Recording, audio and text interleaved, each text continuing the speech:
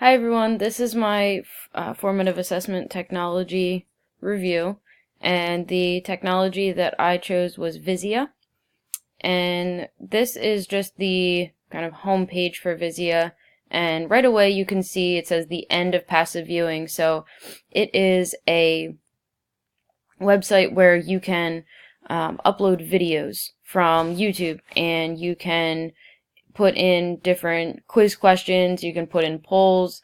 There's a option for like an open-ended question, and there's an option for just kind of a like an announcement if you need to make an announcement.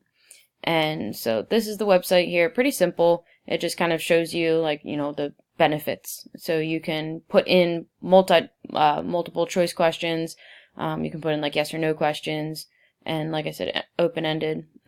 The whole point of this is to increase engagement. So instead of just putting a video in front of the students, you actually are going to put the video in front of them and then ask them to answer questions throughout. So the video would stop and then a question would pop up so that they would have to recall what they just listened to and answer that question. And one of the best parts is, yes, it is 100% free. So the way that I signed up is if I log in over here, and it should just let me, if I sign in with Google, so we all have Google accounts for the school that I work at. So what I did was I actually made a video. This is pretty simple. So this is like the home page when you log in. And so these are my videos. So it gives you up to 3 on your little home page here. And so this is a video that I made. And if you click into this video, you can see right here that it is already made here. One thing that if it doesn't pop up right away, which is I was a little frustrated at the beginning, if you hit update, then the video will pop up and you'll be able to edit it and everything. So you can name it whatever you need to. This is a link that you can share, so you can, like I would share it into Schoology. So Schoology is the way that we, it's like our learning management system that we use. And so I would take that link and I would copy and I would paste it, and then I would put it onto the Schoology page for my students.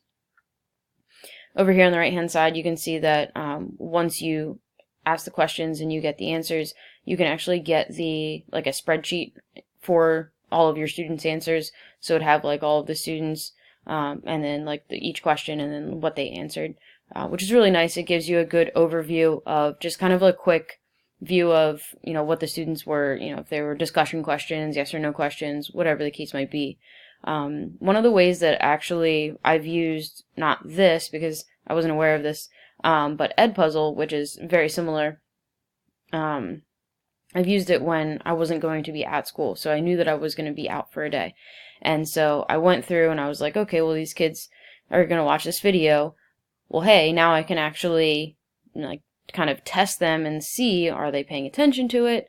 And like little kind of like checks can pop up while they're actually watching the video. So I thought that was pretty cool.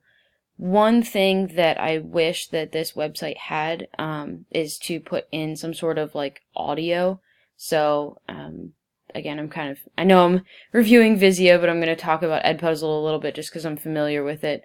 With Edpuzzle, you can actually put in an audio, and so what I did was I was like, hey guys, and kind of gave them like an intro, and I was like, as you watch through this video, questions will pop up, and then when I come back to class, we'll discuss, whatever question I left them off with. And so what I did in this case was, and I'll actually kind of show you, because if you come over here to preview, you can actually preview what it's going to look like. So if you come over here and you actually preview it, so I'll just kind of press it, and I'm not going to, have you guys watch the entire thing. But if you press play,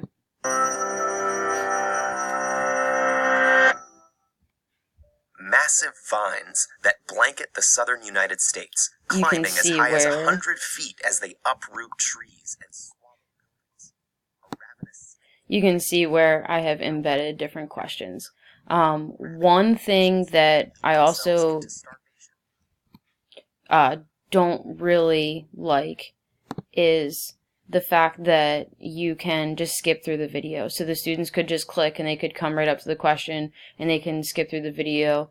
I would rather it kind of make them watch the entire thing just so that I know that they were forced to watch the entire thing. And also one thing, if it comes up to a question, there's a skip button. It doesn't like make them answer the question. You can skip it and then they don't answer it, which, I mean, if they're getting points for it, you know, they're skipping it, they're missing out on the points. But I mean, that's not the important thing, is they're missing out on that check. Okay, so this is for a formative assessment. We want to see, have you paid attention to the video? Is it making sense to you? Do you get what we're talking about? Do you get the concept? Especially if I'm not there, I want to be able to like check to see if they've actually, you know, gotten what I want them to. So that was one thing that I just kind of wish that, you know, you could kind of make sure that it was a required question and make sure that they had to answer it. Other than that, I think this is a really cool technology tool.